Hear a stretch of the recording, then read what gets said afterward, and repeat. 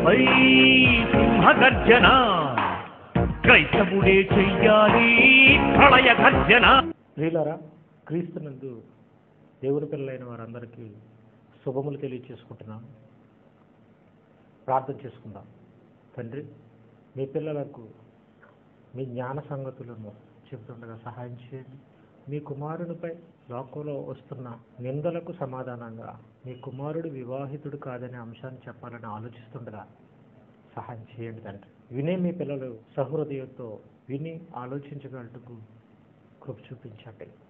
మీ ప్రియకుమారుడును మా రక్షకుడునైన యేసుక్రీస్తు ప్రభువారి పేరట ఈ ప్రార్థన సమర్పించి అడిగి వేడుకుంటున్నాం తండ్రి. ఆమేన్. ప్రియులారా, ఈ మధ్యకాలంలో 13వ తేదీ 11వ నెల 2014 ఈనాడు దినపత్రికలో 11వ పేజీలో రాజమండ్రి ఒక వార్త ప్రచురింపబడ్డది. క్రీస్తు వివాహితుడు అని ఆలోచన మార్పు పెట్టి ఒక వార్తను ఈనాడు పేపర్ వారు ప్రచురించారు. ఆలోచిస్తే ప్రియులారా, ఏదైనా ఒక విషయం ఎవరైనా చెప్పినప్పుడు వాళ్ళు చెప్పినట్టుగా చెబుతాం. అలా అన్నారు, ఇలా అన్నారు అని మనం చెబుతాం. క్రీస్తు వివాహితుడట అని వీళ్ళు పెట్టకుండా, అలాగే క్రీస్తు వివాహితుడు అంటున్నారు అని కూడా పెట్టకుండా, క్రీస్తు వివాహితుడు అని వీళ్ళు పెట్టడం, వీళ్లకు క్రీస్తుని కించపరచాలనే ఆలోచన ఉన్నట్టుగా మనకు కనిపిస్తుంది. ఈ పత్రిక వాళ్లకు యేసుక్రీస్తుని కించపరచాలనే ఆలోచన ఉన్నట్టుగా మనకు కనిపిస్తుంది.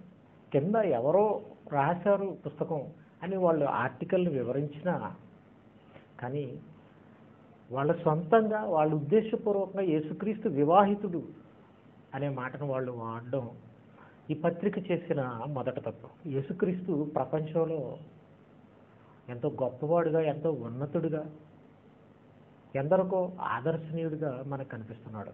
ప్రపంచం చేత శకపురుషుడిగా ఆయన గుర్తింపబడినట్టుగా మనకు చరిత్రలో ఆయన కనిపిస్తున్నాడు. అంత గొప్పవాడు యేసుక్రీస్తు. ప్రపంచంలో అత్యధికులు సుమారు 350 కోట్ల మంది ప్రభువునిగా ఆయన స్వీకరించి నమ్మి ఆయన జీవితాన్ని ఆదర్శంగా తీసుకుని వాళ్ళ జీవితాలను ఆయన చెప్పినట్టుగా పరిశుద్ధంగా నడవాలని నడుస్తున్నారు. అలాంటి కోట్ల మంది నమ్మకాన్ని వమ్ము చేసే విధంగా యేసుక్రీస్తు వివాహితుడు అనే వార్తను ప్రచురించారు. మరి బైబిల్లో మనం యేసుక్రీస్తు జీవితం ఏంటో, ఆయన జీవితం మనకు ఒక తెరిచిన పుస్తకం లాంటిది. ఆయన జీవితం, ఆయన తండ్రి పని తుదముట్టించడానికి, తండ్రి తన కోసం గ్రంథపు చెట్టులో ఏమేమైతే రాశాడో అవన్నీ నెరవేర్చడానికి ఆయన ఎంత కష్టపడ్డాడో, ఎలా శ్రమపడ్డాడో మనకు ఆలోచిస్తే బైబిల్లో కనపడుతుంది. 12 ఏళ్లప్పుడే తల్లిదండ్రులను విడిచిపెట్టి దేవాలయంలో శాస్త్రులు పరిచయాల మధ్యన కూర్చుని వాళ్ళు ప్రశ్నలు అడుగుతుంటే తల్లిదండ్రులు ఆశ్చర్యపోయి, కుమారుడు మమ్మల్ని ఎందుకు ఇలా చేసేదివి అని అడిగారు. వారు అడిగినప్పుడు 12 ఏళ్ల వాడైన యేసుక్రీస్తు ప్రభువారు ఒక మాట అన్నారు, నా తండ్రి పనుల మీద ఉన్నవాళ్ళని మీరు ఎరగరా అని అన్నాడు. తల్లిదండ్రుల ఆప్యాయతను విడిచిపెట్టి తండ్రి పనుల మీద, పరలోకపు తండ్రి పనుల మీద ఉండాలని ఆయన ఆలోచన కలిగి ఉన్నట్టుగా, తల్లిదండ్రులను ఎదురు ప్రశ్నించినట్టుగా మనం చూస్తున్నాం. అంటే 12 ఏళ్ళప్పుడే తండ్రి పనుల మీద ఉండడానికి, తల్లిదండ్రుల ప్రేమ ఆప్యాయతలకు దూరం అవ్వడానికి సిద్ధపడ్డాడు. అంటే ఆయన తండ్రి పనులు చేయడానికి ఎలాంటి ఆలోచన కలిగి ఉన్నాడో మీరు ఆలోచించాలి. ఇకపోతే ఆ సమరస్త్రీ వాళ్ళ గ్రామ ప్రజలను ఆయన దగ్గరకు తీసుకొస్తున్నప్పుడు ఈ లోపల భోజనం చేసేమని శిష్యులు చెప్పారు ఆయనతో. అప్పుడు ఆయన అన్న మాట, నా తండ్రి పని తుదముట్టించుట నాకు ఆహారమై ఉందన్నాడు. ఆహారాన్ని ఆయన మానేసి ఆయన పనిని తుదముట్టించాలనుకున్నాడు యేసుక్రీస్తు. మరలా మన ఒక విషయాన్ని కనుక మనం ఆలోచిస్తే ప్రియులారా, ఒక వ్యక్తి ఆయన్ని వెంబడించాలని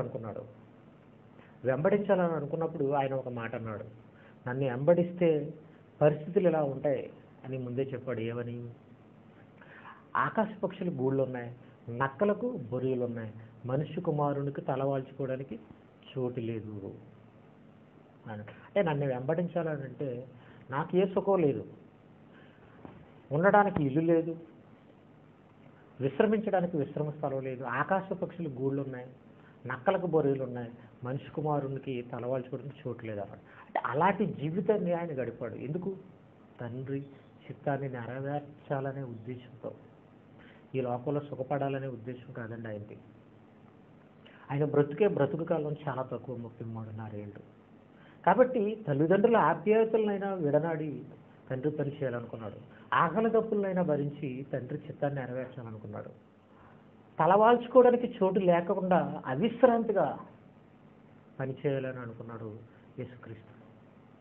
అందుకనే ఆయన భార్యను, ఇలాంటి స్త్రీ సాంగత్యాన్ని ఆయన కోరుకోలేదు. ఎందుకంటే ఈ చిన్న జీవిత కాలంలో ఆయన ఎంతకాలం బ్రతుకుతాడో, చేయవలసిన పని ఏంటో ఆయనకు తెలుసు కదండి. భార్యాభర్తల బంధం అపవిత్రమైందని కాదు, కానీ తండ్రి చిత్తాన్ని నెరవేర్చడానికి ఈ బంధం తనకు అడ్డు కాకూడదు అనుకున్నాడు. అది ఆయన వ్యక్తిగత విషయం. ఆయన పెళ్లి చేసుకోలేదు, బైబిల్లో ఉంది. ముఖ్యంగా అపోస్తుడైన పౌలు, నేను క్రీస్తుని పోలి నడుచుకున్నాను అన్నాడు. నేను అన్ని విషయాల్లో క్రీస్తుని పోలి నడుచుకున్నాను. ఎందుకు ఆయన పెళ్లి చేసుకోలేదు? వివాహం అన్ని విషయాల్లో ఘనమైందని ఆయనే రాశాడు కదా, హెబ్రీలకు రాసిన పత్రికలో 13వ అధ్యాయంలో. అలా ఆయనే రాసిన, కానీ ఆయన ఎందుకు పెళ్లి చేసుకోలేదంటే ఆయన చెప్పాడు, నేను క్రీస్తుని పోలి నడుచుకున్నాను. ఎందుకు అలా నడుచుకున్నావు అంటే, పెళ్ళైన వాళ్ళు భర్త అయితే భార్యను సంతోషపెట్టాలనుకుంటారు, భార్య అయితే భర్తను సంతోషపెట్టాలనుకుంటారు. కానీ పెండ్లి కాని వాళ్ళు అయితే, దేవుణ్ణి విశ్వసించే పెండ్లి కాని వాళ్ళు అయితే ప్రభు విషయమైన కార్యాల గురించి చింతిస్తారు అని పౌలు గారు చెప్పారు. కాబట్టి ఆయన ప్రభు విషయమైన కార్యాల విషయంలోనే చింతించాలి, ఆ ఆలోచనలే తనలో ఉండాలి తప్ప మరి ఏ ఆలోచనలో ఉండకూడదని పౌలు గారు పెళ్లి చేసుకోలేదు. యేసుక్రీస్తుని ఆదర్శంగా తీసుకున్నాం. అలాగే ఈనాడు ఎంతోమంది నన్స్, ముఖ్యంగా మనకు తెలుసు మదర్ తెరెసా, యేసుక్రీస్తును ఆదర్శంగా తీసుకుని వైవాహిక జీవితాన్ని కోరుకోకుండా, వివాహాన్ని కోరకుండా సేవ చేయాలని నిర్ణయించుకుంది యేసుక్రీస్తుని బట్టి. ఈనాడు ఎందరో యేసుక్రీస్తుని ఆదర్శంగా తీసుకుని నన్సు మరి దేవుని పనిలో కొనసాగాలని ఆలోచిస్తున్నారు. ఇలా క్రైస్తవ్యంలో ఇలా నిర్ణయాలతో వాళ్ళు తండ్రి పని కోసం సిద్ధపడుతుంటే, ఇప్పుడు ఈనాడు మరి యేసుక్రీస్తు వివాహితుడని చెప్పడం వలన వచ్చే లాభం ఏంటి? కోట్ల మంది నమ్మకాన్ని దెబ్బతీయాలి. ప్రపంచం అంతా యేసుక్రీస్తుని నమ్ముతుంది, యేసుక్రీస్తుని ఏదో ఒకలా తప్పులు పట్టాలి అనే ఉద్దేశం ప్రపంచంలో చాలా మందిలో ఉంది. ఎందుకంటే శరవేగంగా క్రైస్తవ్యం వ్యాపిస్తుంది, విస్తరిస్తుంది, నిందించాలి. ఇప్పుడు క్రైస్తవ్యం ప్రపంచంలో మనం ఆలోచిస్తే, క్రైస్తవ్యం లేకపోతే కుడి చెంప మీద కొట్టిన వాడిని తట్టు ఎడం చెంప చూపించమని యేసుక్రీస్తు అన్నాడు. అహింసా మార్గాన్ని యేసుక్రీస్తు ప్రబోధించాడు. అలా అహింసా మార్గాన్ని కలిగిన వారుగా క్రైస్తవులు లేకపోతే మరి ఈ ప్రపంచం మతం మంటల్లో అయిపోయింది. అలాంటి క్రీస్తుని కలిగి ఉన్న నమ్మకం కలిగి ఎంతోమంది పరిశుద్ధమైన జీవితాన్ని జీవించాలని ఆలోచన కలిగి నడుస్తుంటుంటే, తండ్రి కోసం పనిచేయాలని ఆలోచిస్తుంటే, క్రీస్తుకు వివాహం అయిందని వీళ్ళు చెప్పడం వలన అది ఎంత క్రైస్తవ్యానికి ఎలాంటి ఆటంకం. క్రీస్తు జీవితం ఎలాంటిది, క్రీస్తు జీవితం ఎంత పవిత్రమైంది, ఆయన తండ్రి కోసం ఇలా పనిచేశాడు, ఇలా కష్టపడ్డాడు అని చెబుతున్నప్పుడు ఈ పేపర్లో వేయడం వలన అనేకులు ఏమని చెప్తారంటే, మరి ఇదిగో ఈనాడు పేపర్లో ప్రచురించబడ్డది క్రీస్తు వివాహితుడని. అమాయకులు, ప్రజలకు తెలియదు కదండి ఆ వార్తలో వాస్తవం ఎంత అనేది ప్రజలకు తెలియదు. కాబట్టి వాళ్ళు ఎవిడెన్స్గా చూపిస్తారు. అప్పుడు బైబిల్లో ఉన్న వాస్తవాన్ని వాళ్ళు నమ్మలేరు. కాబట్టి ఇలాంటి వార్తలు ప్రచురించే ముందు ఇలాంటి ఈనాడు దినపత్రిక లాంటి పత్రికలు ఆలోచించాలి. కానీ ఆలోచించకుండా ప్రకటించారంటే మరి వాళ్ళ వ్యాపార దృక్పథంతో వాళ్ళు ప్రచురించారా, లేకపోతే వాళ్ళకి క్రీస్తు పైన ద్వేషం ఉందా? నిజంగా క్రీస్తు వివాహితుడు అని వాళ్ళు పెట్టారంటే నిజంగా వాళ్ళకి ద్వేషం ఉన్నట్టే. వాళ్ళు ప్రచురించిన రాసిన ఆర్టికల్ని చూస్తుంటే మనకి ఈ విషయాలు చాలా క్లియర్గా మనకు అర్థమవుతున్నాయి. పుస్తకాన్ని రాసిన వాళ్ళు వీళ్ళు చిన్న ఆర్టికల్లోనే వీళ్ళు చెప్పేశారు. చూడండి ప్రియులారా, వాళ్ళు రాసిన బుక్కి వాళ్ళు పెట్టిన పేరు ఏంటంటే ది లాస్ట్ గాస్పల్ అని పేరు పెట్టారు. అంటే అంతకుముందు సువార్తలు అని బైబిల్లో ఉన్నాయి, దానికి మించిందని వీళ్ళు ఏదో ది లాస్ట్ గాస్పల్ అని పేరు పెట్టారు. ఎవరు అంటే మనం ఆలోచిస్తే బ్యారీ, ఏ విల్సన్, సింసన్, జాకో బోవిష్యులు వీళ్ళు పుస్తకం రాశారట. ఏమని? యేసుక్రీస్తు వివాహితుడు, ఆయనకి సంతానం కూడా ఉందని ఒక కొత్త పుస్తకం పేర్కొంది. ఆయన మేరీ మగ్దలేని వివాహం చేసుకున్నట్టు తెలిపిందని 1847లో వచ్చిన ఒక ప్రతి ఆధారంగా, జోసెఫ్ అండ్ అసినెత్ అనే ప్రతి ఆధారంగా వీళ్ళు బ్రిటిష్ గ్రంథాలయంలో ఉన్న ఒక ప్రతి ఆధారంగా వీళ్ళు రాశారని వీళ్ళు చెప్పారు. 1847లో వచ్చిందనేది మరి 3వ శతాబ్దానికి చెందిందా కాదా అన్నది కూడా మనం వాస్తవంలో ఆలోచించాలి. ఇకపోతే వీళ్ళు ఇప్పుడు రాశారు అంటే యేసుక్రీస్తు సమకాలీన వారు కాకుండా వేరే వారు ఎవరో తర్వాత కాలంలో చెప్పిన వాళ్ళ వార్తలకు విలువ ఇవ్వడం ఎంతవరకు వాస్తవం మీరు ఆలోచించండి. యేసుక్రీస్తు జీవితం గురించి ఆయన శిష్యులు చెప్పారు. ఆయన జీవితం గురించి బైబిల్ అంతా చెప్తుందండి. ఆయన జీవితం తెరిచిన పుస్తకం.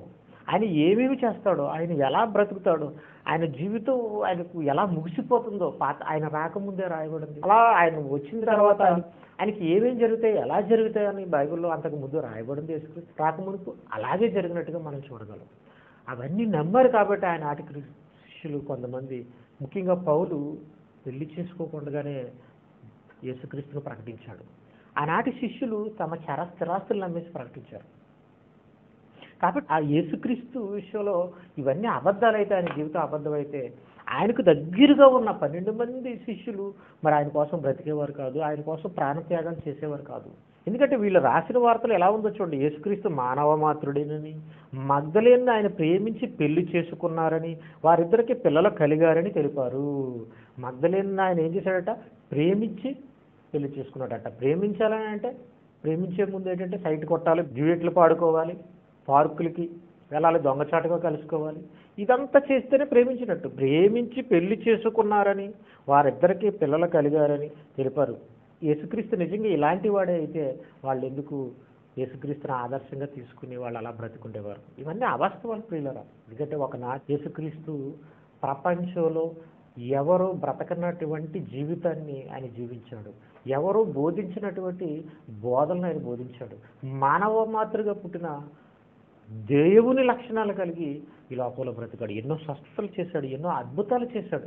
కనుకనే వాళ్ళు ఆయన దేవుని కుమారుడిగా విశ్వసించారు కాబట్టి వాళ్ళు అలాంటి జీవితాన్ని జీవించారు. తర్వాత కాలంలో క్రైస్తవుపై కక్షతో ఎవడో రాసిన దాన్ని వీళ్ళు ఆదర్శంగా తీసుకుని మరి ఆయన మీద ఇలాంటి నిందలు వేయడు, పుస్తకాలు రాయడు, పేపర్లో రాయడు ఎంతవరకు సమంజసం ప్రియులరా?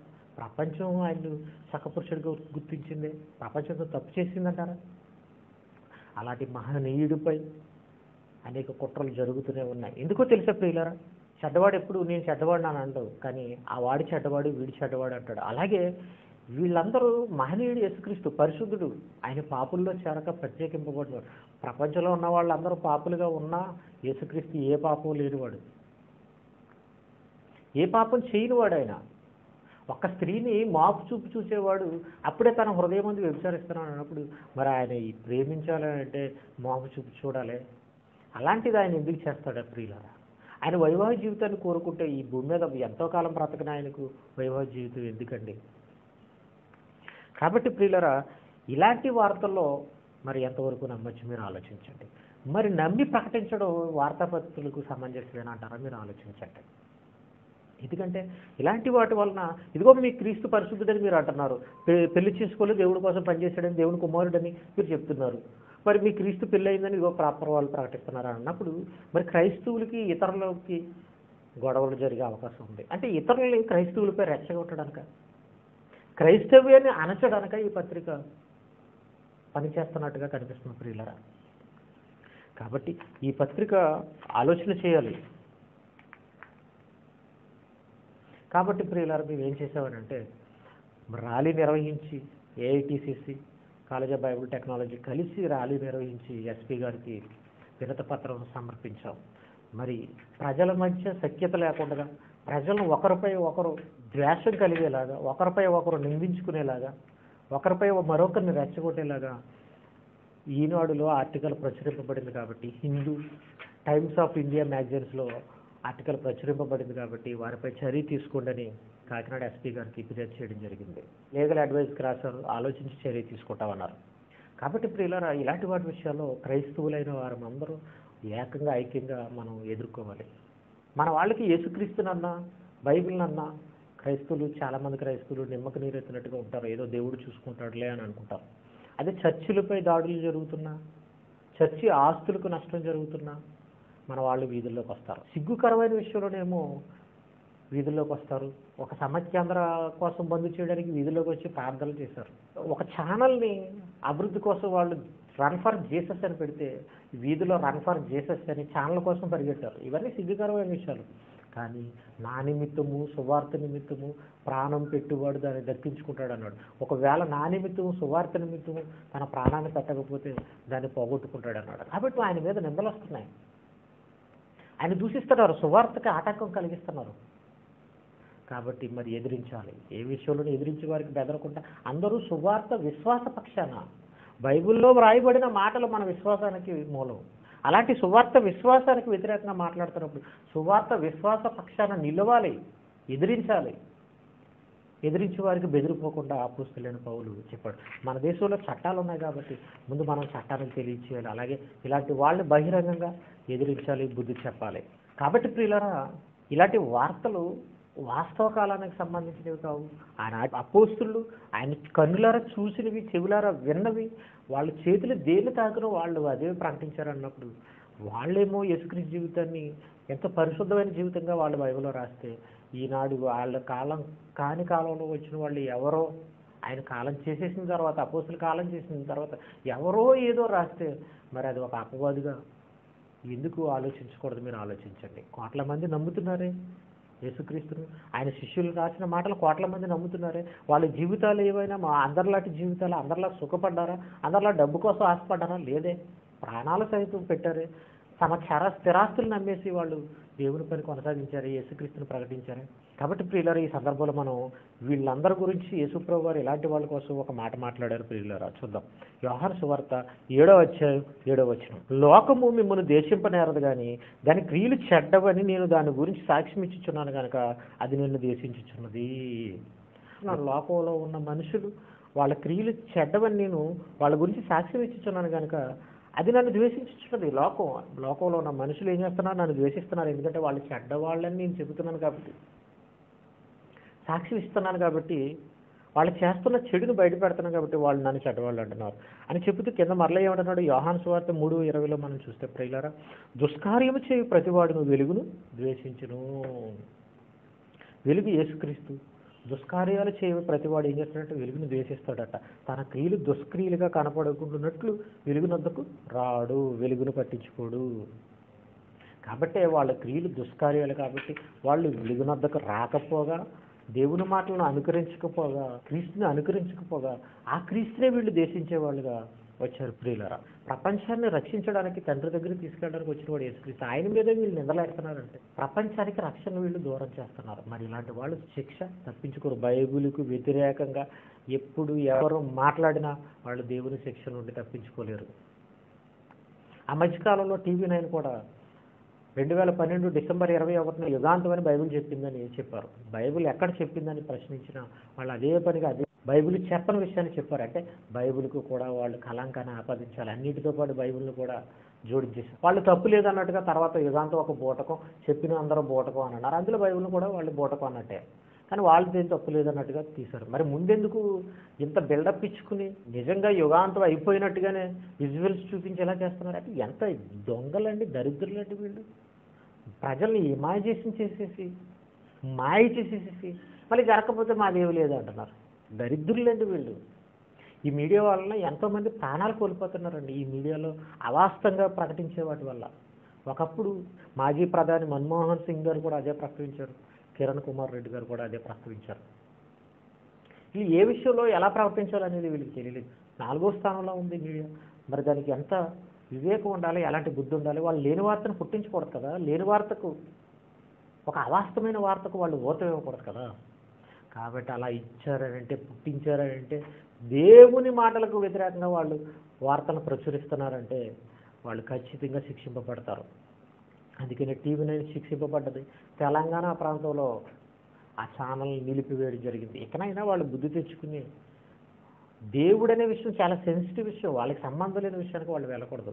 ఇదో ప్రజలకు మేలు చేసేది లోక సంబంధంగా ఏదైనా ఉంటే వాళ్ళు చెప్పుకోవచ్చు తప్ప దేవుడి విషయాల్లో ఇలా ఒక వర్గానికో లేకపోతే ఒక వర్గాన్ని కించపరచాలనే ఉద్దేశంతోనో మాట్లాడడం, డబ్బుకు లోబడి మాట్లాడడం చాలా తప్పు. రామపత్రిక 1వ అధ్యాయం 18వ వచనం. దుర్నీతి చేత సత్యమును అడ్డగించి మనుషుల యొక్క సమస్త భక్తిహీనత మీదను దుర్నీతి మీదను దేవుని కోపం పరలోకం నుండి బయలుపరచబడుచున్నది. దుర్నీతి చేత, ఇదిగో యేసుక్రీస్తు తల్లిదండ్రుల బంధాలకి, గృహంలో ఉండి సుఖపడ్డానికి, ఇలాంటివన్నీ ఆయన దూరమై తండ్రి పని చేస్తే ఆయనకు ప్రేమను అంటగట్టి, ఆయనకు వివాహ బంధాన్ని అంటగట్టి, పిల్లల్ని అంటగట్టారండి. ఆయన్ని ఆదర్శంగా తీసుకుని ఎందరో త్యాగధనులు తమ జీవితాన్ని పణంగా పెట్టి దేవుని మాటలను అందించి అనేకులకు సువార్తను ప్రచురిస్తుంటుంటే క్రైస్తవులను అవమానపరచడానికి ఇది ఇలాంటి దుర్నీతి చేత సత్యాన్ని అడ్డగించే వార్తల్ని ఈనాడు పేపర్ వారు ప్రచురించారు. మనుషుల యొక్క సమస్త భక్తిహీనతను, దుర్నీతి మీద దేవుని కోపం పరలోకం నుండి బయలుపరచబడుచున్నది. తప్పనిసరిగా భవిష్యత్తులో ఈనాడు పేపర్ వారు దేవుని కోపాన్ని రుచి చూడక తప్పదు. ప్రజలకు వాస్తవాలను అందించవలసిన ఈ వార్తాపత్రికలు ఎంత బాధ్యతతో వ్యవహరించాలో మీరు ఆలోచించండి. ఒక వ్యక్తి ఏదో రాసినా మరి బైబిల్లో ఆయన జీవితం ఏంటో, ఆయన జీవితం ఎలాంటిదో రాయబడి ఉంది కదా, వీళ్ళు ఒకసారి ఆలోచించాలి కదా వాస్తవాలు ఏంటో. ఆలోచించకుండా ఎవడో చెప్పింది చెప్పేస్తాడు. అలాగే మరి వేరొకరి కోసం రాసేయగలరా? ప్రతి దాని మీద విమర్శలు ఉన్నాయి, అవన్నీ వీళ్ళు ప్రచురిస్తారా? కేవలం ఎందుకు యేసుక్రీస్తు మీద ప్రచురించాలి? బైబిల్ మీద ఎందుకు అప్పుడుగా మాట్లాడాలి? బైబిల్ మీద రాయడానికి ఎందుకు అత్యుత్సాహం చూపించారంటే క్రైస్తవ్యం అంటే వీళ్ళకు గిట్టదు గనక, క్రైస్తవులను అవమానపరచాలి గనక, వీళ్ళు విలువలు లేని వాళ్ళు, ప్రజలపై దోచుకునేవాళ్ళు, ప్రజల కోసం పనిచేసేవాళ్ళు కాదు, డబ్బు కోసం పనిచేసేవాళ్ళు. నిజంగా ప్రజల కోసం పనిచేసేవాళ్ళు అంటే ఆ వార్తలు, వాళ్ళు చెప్పే విషయాలు వాస్తవా కాదా అని ఒకటికి 2 సార్లు ఆలోచించి ప్రకటించాలి. అలాంటి ఆలోచన చేశారా వీళ్ళు? చేయలేదండి. యేసుక్రీస్తుకు మరియకు ఉన్న సంబంధం ఎలాంటిదో, మగ్దలేని మరియకు ఉన్న సంబంధం ఎలాంటిదో బైబిల్లో లేదా? ఉంది. అది చూసే ముందు యేసుక్రీస్తు దినచర్య ఎలాంటిదో, ఆయన ప్రేమించేలాంటి మనస్తత్వం ఆయనకు ఉందా? ఆయన దినచర్య ఎలాంటిదో మరి ఆనాటి శిష్యులు చెప్పారు. ప్రియులారా ఒకసారి చూడండి, లూకాసు వార్త 21వ అధ్యాయం 37వ వచనం. ఆయన ప్రతి దినము పగటయందు దేవాలయంలో బోధించచ్చు. ఆయన ప్రతి దినము పగటయందు దేవాలయంలో బోధించేవాడు. ప్రతిదినం పగటయందు దేవాలయంలో బోధలు చేసేవాడట. రాత్రి వేళ ఒలివల కొండకు వెళ్ళిచ్చు కాలము గడుపుచు నుండి ఎందుకు రాత్రి వేళ వెళ్ళి ఒలివల కొండకు వెళ్ళి ప్రార్థన చేసేవాడు, ప్రార్థనలో గడిపేవాడు. ఇంకా యోహాను సువార్త 9వ అధ్యాయం 4వ వచనం చూస్తే పగలున్నంత వరకు నన్ను పంపిన వారు క్రియలు మనము చేయుచుండవలను. పగలున్నంత వరకు, పగలంతా నన్ను పంపిన వారి క్రియలు మనం చేయుచుండవలను అంటే పగలున్నంత వరకు దేవుని పని చేసేవాడు, రాత్రులు వెళ్ళి ప్రార్థన చేసేవాళ్ళు. మార్క్స్ వార్త 14:49 అని ఏమంటాడు చూడండి, నేను ప్రతిదినము దేవాలయంలో మీ వద్ద ఉండి బోధించుచుండగా. ప్రతిదినము దేవాలయంలో మీ వద్ద ఉండి బోధించుచుండగా అంటే దేవాలయం నుండి ఆయన బోధిస్తుంటుంటే మరి ఈయన ప్రేమించాడు అంటున్నారు. ఆ మాట అనడానికి వీళ్ళకి సిగ్గులేదండి. ప్రతిదినము దేవాలయంలో బోధించాడని బైబిల్లో ఉంది కదా. మరలా లూకాసు వార్త 19:47 వచనంలో చూస్తే ఆయన ప్రతిదినము దేవాలయంలో బోధించుచున్నప్పుడు అని మనకు రాయబడి ఉంటుంది. చూడండి ప్రియులారా, ప్రేమాయణం సాగించడానికి ఆయనకి అవకాశం లేదు ప్రియులారా. అలాంటి ప్రతిదినము దేవాలయంలో ఉండి బోధించాలనే ఆలోచన కలుగున్నప్పుడు పగలున్నంతకాలం మనం దేవుడి పని చేయాలి. ఎందుకంటే అందరూ వింటారు, బోధలు వినడానికి వస్తారని చేసి రాత్రుల్లో ఒలివి కొండకి వెళ్ళి గడిపేటప్పుడు ప్రార్థనలో ఆయన అవిశ్రాంతిగా తండ్రి కోసం పనిచేసే ఆయన ఇలాంటి లేనిపోని అపవాదులు వేయడం వీళ్ళకి ఎంతవరకు సమంజసం? అలాంటిది ఒక పత్రిక ఏదో రోడ్డును పోయేళ్ళు దానిగా మాట్లాడాడంటే, ఏమీ తెలియని వాడు, చరిత్ర గురించి తెలియని వాడు మాట్లాడాడంటే పర్వాలేదు. చరిత్రను రాసేవాళ్ళు, చరిత్ర గురించి ఆలోచన చేయవలసిన వాళ్ళు, అన్నీ ఎరిగి రాయవలసిన వాళ్ళు, తెలిసిన వాళ్ళు పెట్టుకుంటారు కదా. మరి అలాంటి వాళ్ళు ఎందుకు ఇలాంటి మాటలు రాయడు? వీళ్ళు ఉద్దేశపూర్వకంగానే రాశారు. ఒకవేళ ఈనాడు పేపర్ వారు ఇప్పుడు నేను ఎలక్ట్రానిక్ మీడియా ద్వారా ప్రకటిస్తున్న మాటలను వాళ్ళు కూడా ప్రచురించాలి. లేదా వాళ్ళు ప్రచురించినవి అవాస్తవాలని వాళ్ళు క్షమాపణ కోరాలి. లేదా వాళ్ళు ప్రచురించినవి వాస్తవాలని అనుకుంటే వాటిని నిరూపించడానికి ప్రజల ముందుకు బహిరంగంగా రావాలి. చూడండి ప్రియులారా, యోహాను సువార్త 20వ అధ్యాయం 15వ వచనం. యేసు మగ్దలేని మరియతో ఆయన మాట్లాడుతున్నాడు. ఏమని? అమ్మా ఎందుకు ఏడ్చుచున్నావు? ఆయన తిరిగి లేచిన తర్వాత ఆవిడ ఆయన సమాధి దగ్గరికి వచ్చినప్పుడు యేసుప్రభు వారు ఏమంటున్నారు? అమ్మా ఎందుకు ఏడ్చుచున్నావు అని అన్నారు. యేసుప్రభు వారు మగ్దలేని మరియని ఏమని సంబోధిస్తున్నాడు ప్రియులారా? అమ్మ అంటున్నాడు. ఒక భార్య అయితే పిల్లలు ఉంటే అమ్మ అని ఎందుకు అంటాడండి? అమ్మాయి అంటాడండి. అమ్మ అంటున్నాడండి. అంటే ఒక బిడ్డతో సమానంగా ఆయన చూసుకుంటున్నాడే. ఒక బిడ్డతో సమానంగా ఆయన సంబోధించి అమ్మ, ఆయన శిష్యురాలుగా అమ్మా అని ఆయన సంబోధించాడు. ఇక మరలా మనం చూస్తే యోహాను సువార్త 20వ అధ్యాయం 16వ వచనంలో ఆయన వైపు తిరిగి ఆయన హెబ్రీ భాషలో రబ్బూని అని పిలిచను. ఆ మాటకు బోధకుడు అని అర్థం. ఆయన అమ్మ అన్నాడు, ఈవిడేమంటుందంటే రబ్బూని అంటే బోధకుడా అని పిలిచింది. ఆయన ఒక తండ్రి స్థానంలో, ఒక పెద్దవాడి స్థానంలో ఉన్నట్టుగా అమ్మా అని ప్రేమగా పిలిచాడు. ఆవిడ బోధకుడా అని పిలిచింది, భర్త అని పిలవలేదే, బోధకుడా అని పిలిచింది. అంటే వాళ్ళ మధ్యన ఉన్నదేంటి? తండ్రి కూతుర్ల బంధం, గురువు శిష్యుల బంధం. ఇంకా మనం చూస్తే దేవునికి భక్తురాలికి ఉన్నటువంటి బంధం చూద్దాం ప్రియులారా. యోహాను సువార్త 20:18 మగ్దలేనే మరియ వచ్చి నేను ప్రభువుని చూచితిని అని చెప్పింది. అంటే ప్రభు అంటే బైబిల్లో దేవుడిని వ్రాయబడి ఉంటుంది. నా ప్రభువా నా దేవా అన్నాడు తోమ గారు. యేసుక్రీస్తుకు మగ్దలేని మరియకు ఉన్న బంధం గురు శిష్యుల బంధం, తండ్రి కూతుర్ల బంధం లాంటిది, దేవుడు భక్తురాలకు ఉన్నటువంటి బంధం. మరి వీళ్ళకి అర్థం కావట్లేదా? ఈ మూర్ఖులకు, ఈ దుర్మార్గులకు ఇవి అర్థం కావట్లేదండి. బోధకుడా అని పిలిచిందే, అమ్మ అని పిలిచాడు ఆవిడ్ని. ఇంత ప్రేమగా అమ్మ అని పిలిచిన వాడికి ఆవిడకి భార్య కింద అంటగట్టడానికి వీళ్ళకి మనసు ఎలా ఒప్పిందండి? అందుకేనండి వీళ్ళకి ఏంటంటే తండ్రి కూతుర్ల బంధం కూడా వీళ్ళకి తెలియదు. దుష్టులండి వీళ్ళు. శిష్యురాలుగా చూస్తే గురువులు కాదండి వీళ్ళు, దుర్మార్గులండి. అందుకనే వీళ్ళు ఇలాంటి రాతలు రాస్తున్నారు. భక్తురాళ్ళు వంచే దొంగలండి వీళ్ళు, దుర్మార్గులు లాంటి వాళ్ళు అండి. అందుకనే పచ్చకాములు వాడి గట్ట లోకం అంతా పచ్చగా కనిపిస్తుందని కూతుర్లా చూసేవాళ్ళు కాదు కాబట్టి, శిష్యురాలుగా చూసేవాళ్ళు కాదు కాబట్టి, భక్తురాలుగా చూసేవాళ్ళు లాంటి వారు కాదు కాబట్టి వీళ్ళకి ఇలా కనిపిస్తున్నాడు యేసుక్రీస్తు. ఇలా కూడా ఆలోచిస్తున్నారు యేసుక్రీస్తు కోసం. వీళ్ళు దుర్మార్గులు కాబట్టి ఆయనకు దుర్మార్గత అంటగట్టాలి, ఆయన కూడా రోమియోలా చేయాలి. ఏంటండి ఇది? కాబట్టి చూడండి ప్రియులారా, బైబిల్లో ఆయన అమ్మని పిలిస్తే భార్య అని ఆయనకు అంటగడుతున్నారంటే ఎలాంటి దుర్మార్గులండి వీళ్ళు. బైబిల్లో లేదండి, ఈ పేపర్ వాడికి కనపడలేదా? బైబిల్ చూడలేదా? అమ్మ అని పిలిచిన ఆమెను భార్య అని అంటున్నాడు అని అంటే ఎంత సిగ్గుచేటండి. ఆ పిలుపుకి వీళ్ళు కలంకం తెస్తున్నారండి. ఆ పిలుపుని అర్థం చేసుకోలేకపోయారండి వీళ్ళు ఆయన ప్రేమను. ఆవిడ బోధకుడా ఉంది, మగ్దలేని మరి ఆయన బోధకుడిగా గుర్తించి ఆయన చెప్పిన మార్గంలో నడుచుకుంటుందే. అలాంటి ఆమెకు ఇద్దరికి కళంకం పెడుతున్నారంటే వీళ్ళు దుర్మార్గులండి. కాబట్టి ఈనాడు పేపర్ వాళ్ళు చేసిన తప్పును ఒప్పుకోవాలి, క్షమాపణ కోరాలి. బైబిల్లో వ్రాయబడిన దాన్ని వాళ్ళు చూడకుండా ఎందుకు ప్రకటించాలి? మరి బైబిల్లో ఇలా వ్రాయబడిన తర్వాత, కోట్ల మంది నమ్ముతున్న తర్వాత, ప్రపంచంలో ఆయన సకపురుషుడిగా ఉన్న తర్వాత, ప్రపంచంలో బైబిల్ దైవ గ్రంథంగా, చరిత్రలో ఇది అనేకుల విశ్వాసానికి ప్రామాణిక గ్రంథంగా ఉన్నప్పుడు దాని మీద వ్యతిరేకంగా కారు కూతలు కూసాడని అంటే ఈ గ్రంథానికి వ్యతిరేకంగా పనిచేసేవాడని ఎరిగి అలాంటి వాడు మాట్లాడిన వ్రాసిన వ్రాతలకు వీళ్ళు విలువనివ్వకూడదు. కానీ వీళ్ళు విలువనిచ్చి ప్రచురించారని అంటే వీళ్ళు కూడా అలాంటి వాళ్ళ కోవలకు చెందిన వాళ్ళే.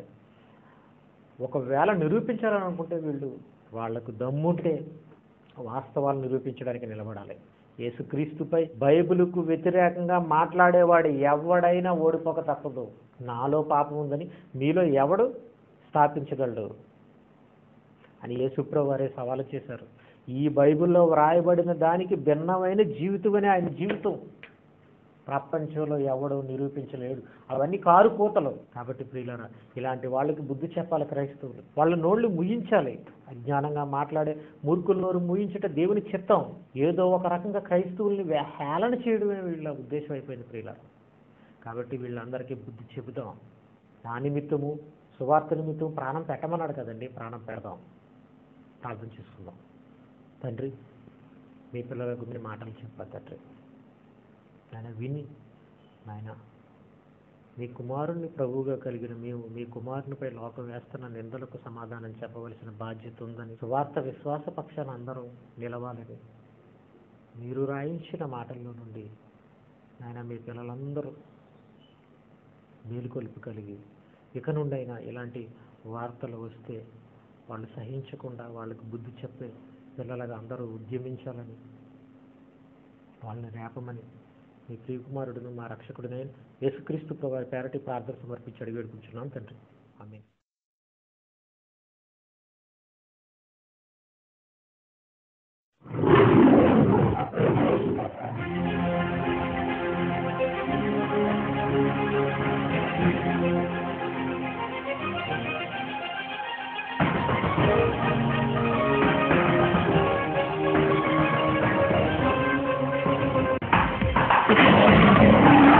క్రీస్తు విరోధులపై సింహగర్జన, క్రైస్తవుడే చెయ్యాలి ప్రళయ గర్జన.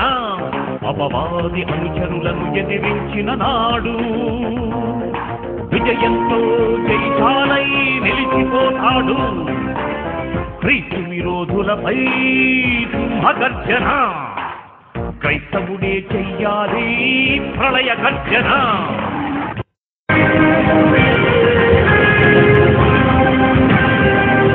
The college of bible technology Kakinada.